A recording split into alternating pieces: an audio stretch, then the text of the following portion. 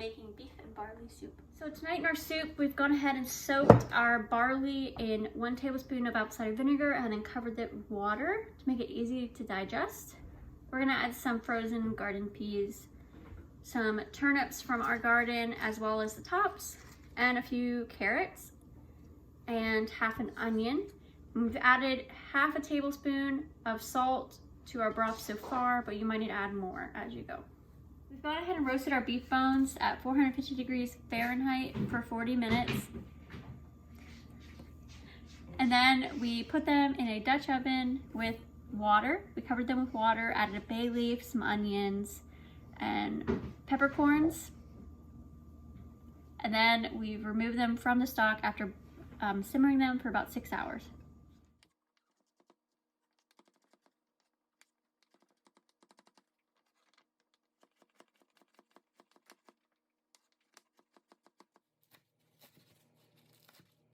With our turnip greens, we don't want to cut them too small because they're going to wilt down, and we don't want them to be so small that they're unnoticeable. First, we're going to add our root vegetables and onion to the pot and simmer it on the stove until the carrots are soft. We're also going to add our barley to the soup as well. All the measurements for this recipe are going to be down below. So we have our root vegetables in here simmering. We're going to go ahead and add some spices. So we're going to add parsley, about half a teaspoon of thyme, and half a teaspoon of rosemary. We're just gonna let that go ahead and simmer in there along with the root vegetables. So now we're gonna go ahead and add in our frozen peas. Now keep in mind that these peas are gonna cool down your pot quite a bit, but we're just gonna go ahead and add those in. And we've picked off all the beef meat pieces from the bones that we roasted and boiled. Okay.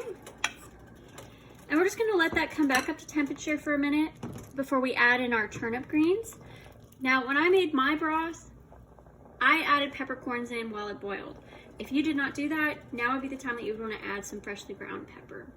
All right, so now we're gonna go ahead and add in our turnip greens now that everything is soft and fully cooked. We just want to cook them until they get wilty. This should only take about 2 minutes. We're just gonna stir them in there.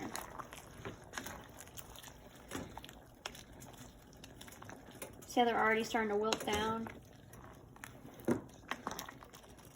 Your main concern is gonna be making sure that the stalks are tender if you added the stalks, which I highly recommend that you do because there's a lot of nutritional value in them. And that is all.